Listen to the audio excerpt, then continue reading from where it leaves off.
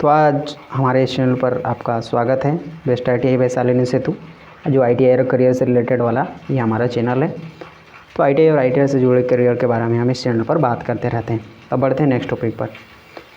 तो ये है हमारे कौन से डेंटल लेबोरेटरी इक्विपमेंट असिस्टेंट जो है। तो ये देख रहे हैं, आपको डेंटल से रिलेटेड चीज़ें हुए कर रहे हैं, जो आर्टिफिशियल जो डेंचर हैं उसके बारे में, उस पर ये काम कर रहे हैं। आपको दिख ही रहा होगा यहाँ बहुत से प्रकार के क्या है हमारे दांत हैं, बिल्कुल भी आपको दिख ही रहा होगा। तो ये हमारे जो नकली दांत है, तो उस पर ये काम कर रहे हैं हमारे यहाँ पर डेंटिस्ट, बिल्कुल भी आपको दिख रहा होगा।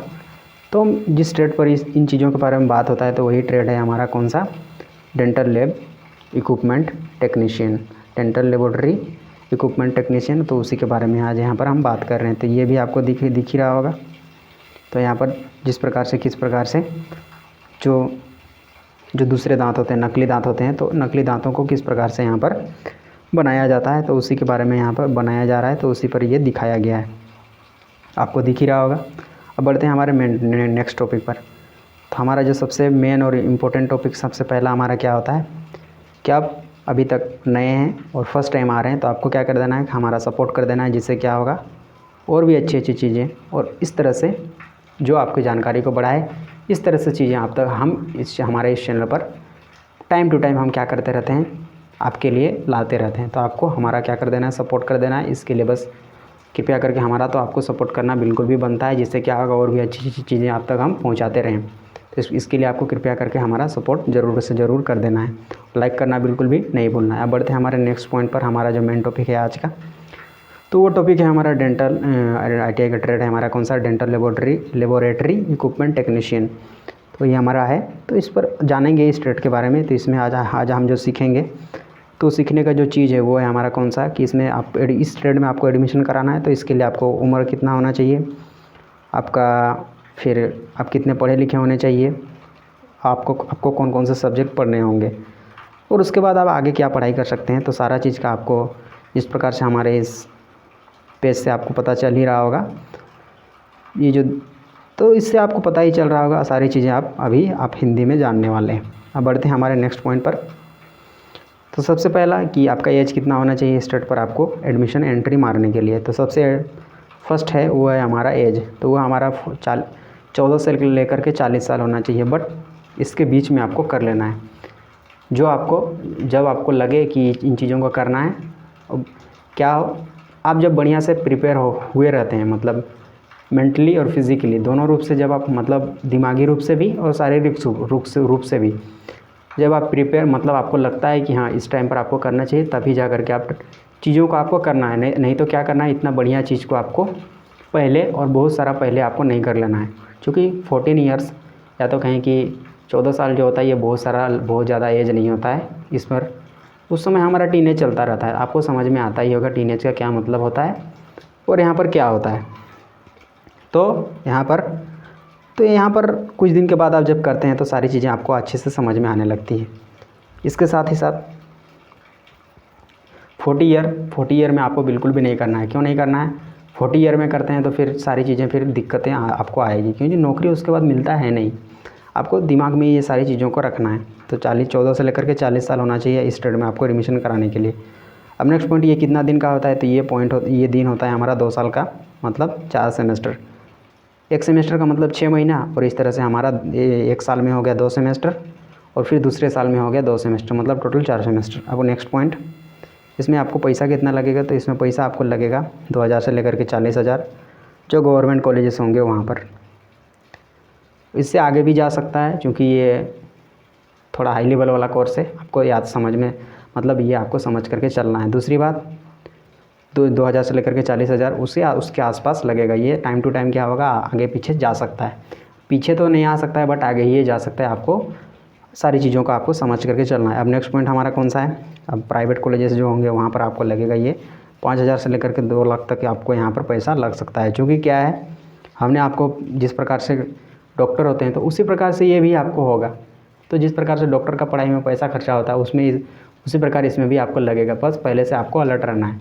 हमारा काम होता है आपको अलर्ट कर देना, ताकि जो आने वाला जो प्रॉब्लम होगा उससे हम क्या कर सकें, सामना कर सकें बढ़िया से।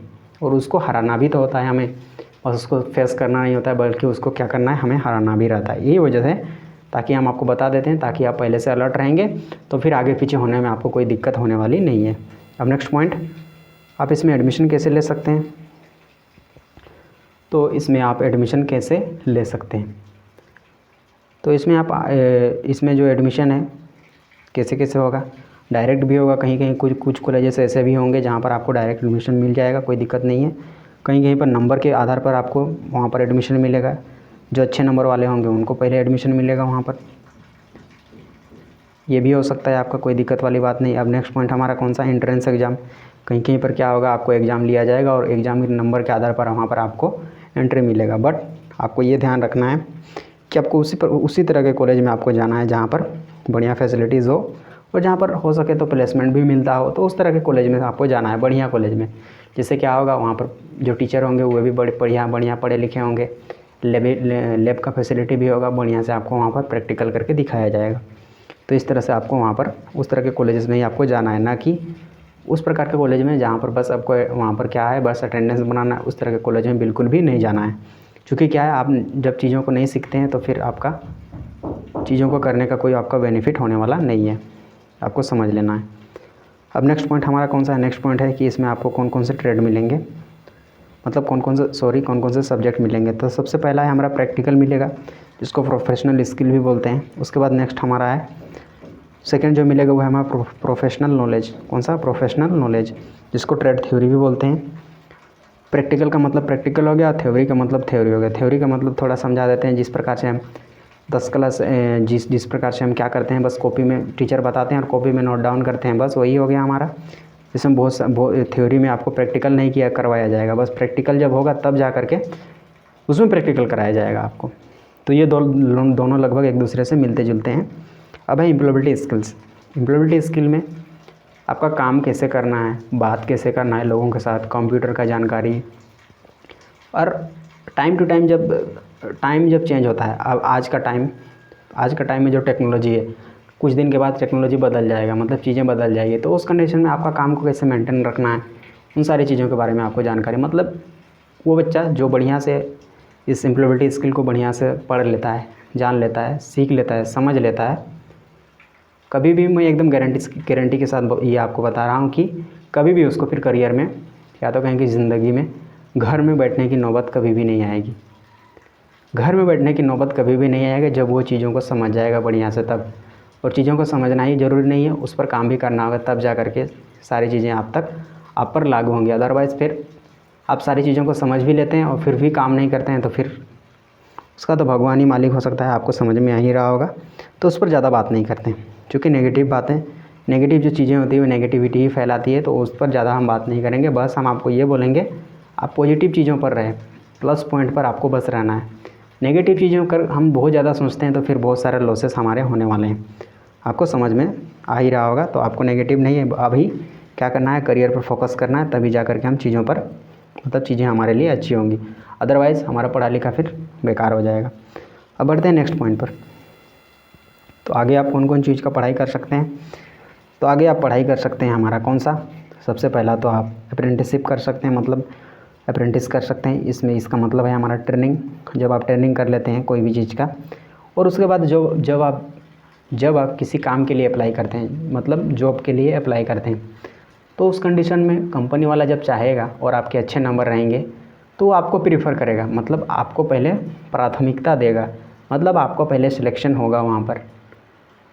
क्योंकि क्या होगा, दूसरे जो बच्चे हैं उन्होंने ट्रेनिंग नहीं किया हुआ है, और ट्रेनिंग नहीं किया हुआ होने के कारण उनको बहुत सारी चीज़ों के बारे में जानकारी नहीं होगा। आपने ट्रेनिंग किया हुआ है, आपको बहुत सारी चीज़ों के बारे में पहले से जानकारी होगा।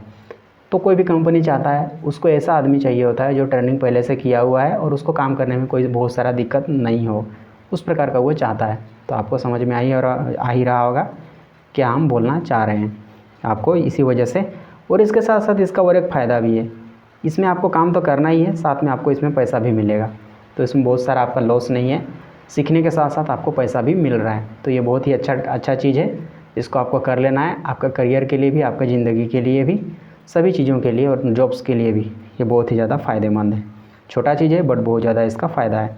और इस जिस प्रकार से आपने जो आपका कोर्स है उसका जो टाइम है वो कंप्लीट हो गया, उसके बाद आपको इसमें भी आपको परीक्षा होगा। जब कंप्लीट हो जाएगा तब जा आके NSE का आपका मतलब AITT करके होता है, ऑल इंडिया ट्रेड टेस्ट, उसका आपका एंट्रेंस मतलब उसका आपको एग्ज़ाम देना होगा।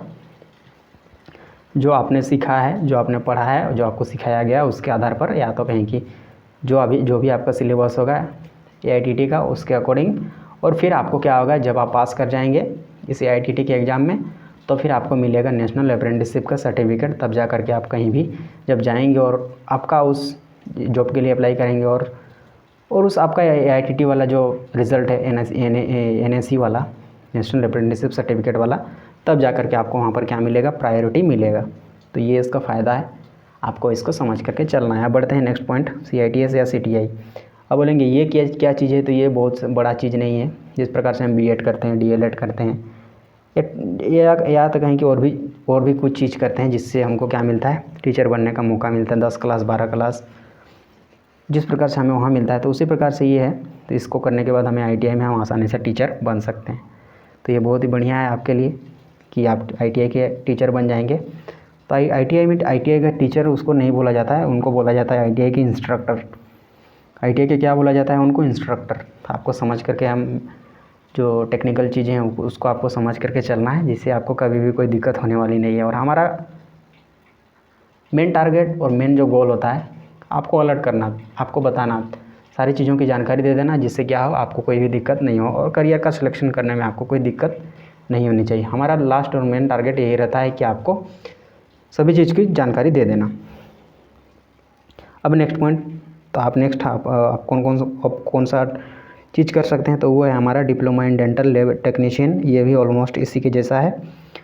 तो डेंटल लैब टेक्नीशियन, इस पर भी आप क्या कर सकते हैं, मतलब नेक्स्ट लेवल पर आप जा सकते हैं, उसकी पढ़ाई आप कर सकते हैं। अब नेक्स्ट पॉइंट हमारा कौन सा, diploma in dental technician. Diploma in dental वो लैब टेक्नीशियन था, ये हमारा डेंटल टेक्नीशियन है, ये हो गया। ये जो हमारा होगा इस कोर्स पर भी आप एडमिशन करा सकते हैं। और नेक्स्ट हमारा कौन सा है course, diploma in dental mechanics. तो इस ट्रेड पर भी आप वहाँ पर क्या कर सकते हैं, एडमिशन करा सकते हैं। जब आपका ITI में डेंटल लेबोरेटरी इक्विपमेंट टेक्नीशियन से आपका कोर्स और अप्रेंटिसशिप ख़त्म हो जाएगा, तब जा कर के आप इस ट्रेड में आप मतलब इन कोर्सों में आप एडमिशन ले सकते हैं और फर्दर आप स्टडी को अपना जारी रख सकते हैं। ये हो गया।